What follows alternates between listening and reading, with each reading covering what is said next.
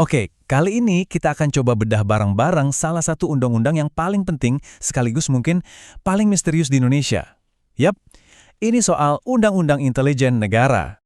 Dokumen ini, Undang-Undang Nomor 17 Tahun 2011, pada dasarnya adalah buku panduan buat para intelijen negara kita. Kita bakal lihat apa aja sih peran mereka, seberapa besar wewenang yang mereka punya, dan yang nggak kalah penting, apa batasannya. Nah, biar gampang, kita udah bagi pembahasannya jadi 5 bagian utama. Mulai dari kenapa intelligence itu penting, definisinya apa, siapa aja pemainnya, gimana cara kerjanya, sampai ke soal pengawasannya. Oke, langsung aja kita mulai ya. Oke, bagian pertama. Kenapa sih intelijen negara itu penting banget? Sebelum kita ngomongin soal BIN, TNI, atau Polri, kita harus paham dulu dasarnya. Buat apa sih mereka ada? Apa tujuan utama mereka dibentuk menurut hukum? Nah, ini dia jawabannya, langsung dari undang-undangnya. Jadi bisa dibilang fungsi utama mereka itu kayak sistem alarm super canggih buat negara. Tugasnya adalah deteksi dini dan peringatan dini. Artinya, mereka harus bisa mencium adanya bahaya jauh sebelum bahaya itu benar-benar meledak dan mengancam kita semua. Oke, tujuannya udah jelas ya, sebagai alarm negara. Sekarang kita masuk ke bagian kedua, definisinya. Biar nggak salah kaprah, apa sih sebenarnya yang dimaksud dengan intelijen itu sendiri menurut hukum? Nah, ini menarik. Jadi intelijen itu bukan cuma soal ngumpulin info diam-diam atau jadi mata-mata kayak di film ya. Menurut undang-undang, intelijen itu sebuah proses utuh. Mulai dari ngumpulin informasi dan fakta, lalu dianalisis, sampai akhirnya jadi pengetahuan yang bisa dipakai presiden atau menteri buat mengambil keputusan penting. Lalu, kalau intelijen negara itu apa? Ya, simpelnya, ini adalah sebutan untuk lembaga-lembaga resmi pemerintah yang memang punya tugas buat menjalankan rangkaian proses intelijen tadi. Jadi, ini adalah penyelenggara yang sah. Masuk ke bagian 3. Pertanyaannya sekarang, siapa aja sih penyelenggara resmi ini? Lembaga pemerintah mana aja yang termasuk dalam kategori intelijen negara? Ternyata ada beberapa pemain utama. Menurut pasal 9, ada Badan Intelijen Negara atau BIN, terus ada unit intelijen di TNI, di Polri, bahkan di Kejaksaan. Nggak cuma itu, kementerian dan lembaga lain juga punya unit intelijen sendiri, jadi jaringannya cukup luas. Dari sekian banyak pemain tadi, ada satu yang perannya sentral banget. Nah ini dia, BIN itu ditunjuk sebagai koordinatornya. Kenapa butuh koordinator? Ya bayangin aja. Biar informasi dari TNI, Polri, Kejaksaan, itu semua nggak jalan sendiri-sendiri. BIN lah yang menyatukan semua potongan puzzle itu jadi satu gambaran besar buat presiden. Oke, sekarang kita sampai di bagian paling inti nih, bagian keempat. Gimana cara mereka bekerja? Ini soal fungsi, tugas, dan wewenang. Apa aja sih yang boleh dan harus mereka lakukan untuk menjalankan tugasnya? Secara garis besar ada 3 fungsi utama yang mereka jalankan. Pertama, penyelidikan. Ini ya intinya mencari informasi. Kedua, pengamanan. Ini tugasnya melindungi negara dari mata-mata asing atau ancaman lain, semacam kontra-intelijen. Dan yang ketiga, penggalangan. Ini fungsinya lebih ke mempengaruhi situasi atau target tertentu supaya sesuai dengan kepentingan nasional kita. Khusus untuk BIN, sebagai koordinator, tugasnya lebih dari sekedar 3 fungsi tadi. Mereka juga yang merumuskan arah kebijakan intelijen nasional, ngasih produk intelijen langsung ke pemerintah, sampai ngasih rekomendasi soal orang atau lembaga asing. Intinya mereka ini telinga dan penasihatnya presiden soal keamanan. Nah, untuk menjalankan tugas-tugas berat itu, BIN dikasih kewenangan khusus yang lumayan sakti. Ini dia 3 yang paling utama. Penyadapan, pemeriksaan aliran dana, dan penggalian informasi. Tentu ini bukan kewenangan biasa, dan jadi alat penting buat melawan ancaman-ancaman yang sifatnya tersembunyi. Tapi, tunggu dulu. Kewenangan besar ini nggak bisa dipakai sembarangan. Ada syaratnya. Dan ini penting banget. Pertama, harus ada perintah resmi dari kepala BIN. Kedua, misalnya penyadaban, itu ada batas waktunya, maksimal 6 bulan, dan bisa diperpanjang kalau perlu. Dan yang paling krusial, mereka nggak boleh melakukan penangkapan atau penahanan. Itu ranahnya penegak hukum, yaitu polisi. Oke, kita sudah lihat wewenangnya yang luar biasa. Pasti langsung kepikiran kan, gimana cara ngawasinnya? Siapa yang mastiin kekuasaan ini nggak disalahgunakan? Nah, kita masuk ke bagian terakhir, soal pengawasan dan akuntabilitas. Dasarnya, undang-undang ini udah ngasih pagar berupa asas-asas yang harus dipegang teguh. Mereka harus profesional, nggak boleh memihak alias netral, dan yang paling penting, harus akuntabel. Setiap tindakan mereka harus bisa dipertanggungjawabkan. Sistem pengawasannya sendiri ada 2 lapis.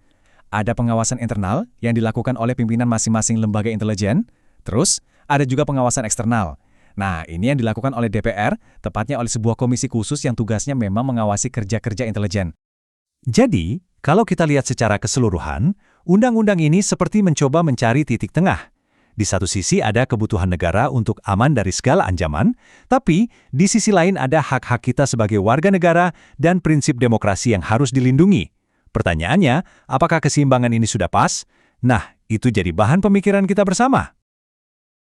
Oke, pernah kepikiran nggak sih gimana caranya melacak kelompok bersenjata yang sembunyi di tengah hutan Papua yang super lebat itu?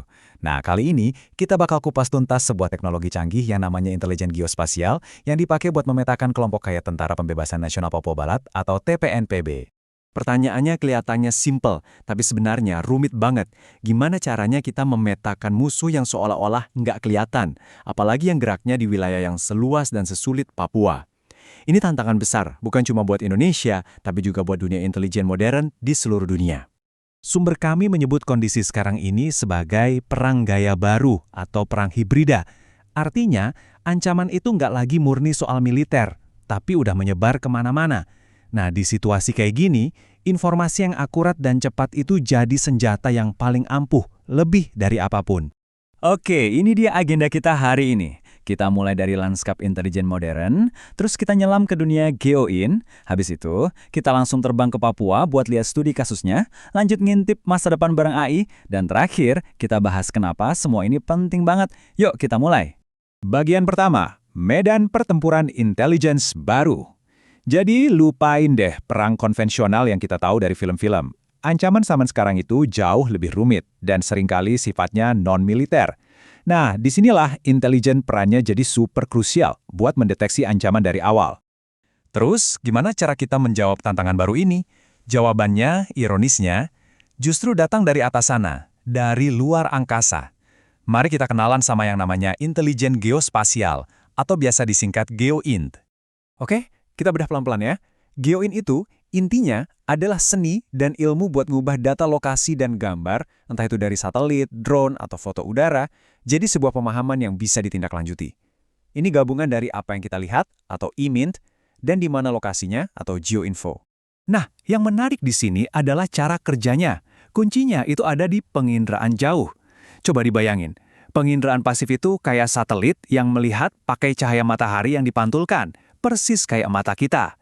Sementara itu, penginderaan aktif itu lebih kayak pakai radar.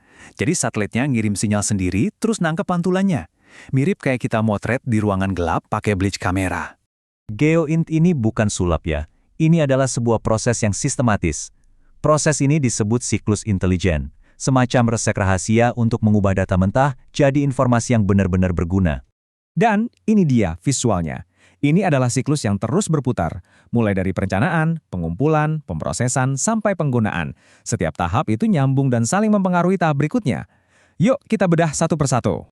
Jadi pertama, perencanaan. Di sini kita nentuin dulu informasi apa sih yang kita butuhin. Kedua, pengumpulan. Nah, disinilah satelit dan drone beraksi, ngumpulin gambar dan data. Ketiga, pemrosesan. Analis mengubah jutaan data jadi laporan yang masuk akal. Dan terakhir, penggunaan dan distribusi. Laporan itu sampai ke tangan yang tepat buat ngambil keputusan. Oke, teorinya udah cukup. Sekarang kita lihat gimana semua ini bekerja di dunia nyata. Kita masuk ke studi kasus dari sumber kami, upaya untuk memetakan kelompok yang sering disebut KKB atau TPNPB di Papua. Tujuannya sangat jelas dan spesifik, menemukan di mana markas besar TPNPB. Kedengarannya simpel, tapi ini tugas yang luar biasa sulit kalau medannya adalah hutan belantara Papua. Jadi, gimana para analis ini mempersempit area pencarian mereka? Nah, mereka pakai serangkaian variabel atau petunjuk. Mereka cari lokasi yang dekat sumber air, tapi jauh dari perkampungan.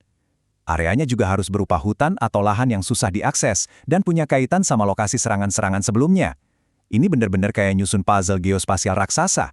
Pencarian ini difokuskan di area seperti distrik Beoga di Kabupaten Puncak. Coba Anda lihat dari citra satelit ini. Medannya itu luar biasa ya, bergunung-gunung dan tertutup hutan lebat. Hampir mustahil buat menemukan apapun kalau dari darat. Dan ini dia hasilnya. Keren banget kan? Setelah menganalisis semua data berdasarkan variabel tadi, GeoInt bisa menghasilkan peta yang sedetil ini. Ini bukan cuma titik di peta loh, Anda bisa lihat tata letak campnya, identifikasi bangunan spesifik seperti barak, tempat pertemuan, bahkan sampai tiang bendera dan lapangan voli. Dari data abstrak, jadi gambaran yang sangat nyata. Tapi ceritanya nggak berhenti di sini, teknologi ini terus berkembang. Sekarang, mari kita lihat kemana arah selanjutnya, dengan masuknya kekuatan baru yang transformatif, kecerdasan buatan, atau AI. Selamat datang di era Geo AI. Ini adalah gabungan antara GeoInt dengan algoritma AI yang super canggih. Tujuannya untuk mengotomatisasi analisis data dalam skala yang masif. Coba bayangin aja kalau Google Maps bisa mikir sendiri buat nemuin pola-pola tersembunyi yang nggak mungkin ditemukan manusia. Geo AI ini bukan cuma konsep loh, tapi sudah dipakai sekarang. Sumber kami mencontohkan gimana teknologi ini bisa menganalisis lalu lintas laut secara otomatis, ngenalin jenis kapal, dan nandain aktivitas yang mencurigakan. Ini memungkinkan analis untuk memproses data dalam jumlah yang sangat besar dan menemukan pola yang tersembunyi. Jadi, setelah kita melihat semua ini, apa sih poin utamanya? Apa kekuatan sesungguhnya dari sebuah lokasi atau di mana? Pada akhirnya, GeoIntel itu memberikan kita pemahaman. Teknologi ini mengubah data mentah tentang lokasi menjadi sebuah wawasan strategis. Kemampuannya untuk memetakan, memantau, dan menganalisis aktivitas di bumi menjadikannya alat yang sangat krusial untuk deteksi dini, yang memungkinkan pihak berwenang mencegah ancaman sebelum makin membesar. Nah, ini membawa kita ke sebuah pertanyaan terakhir yang penting untuk direnungkan. Saat teknologi ini jadi makin kuat, yang memungkinkan kita melihat hampir kemana saja, kita juga dihadapkan pada tantangan baru. Gimana caranya kita memanfaatkan kekuatan ini untuk keamanan, tapi di saat yang sama juga tetap melindungi kebebasan dan privasi kita semua? Ini adalah perdebatan yang akan terus berlanjut seiring majunya teknologi. Terima kasih sudah menyimak.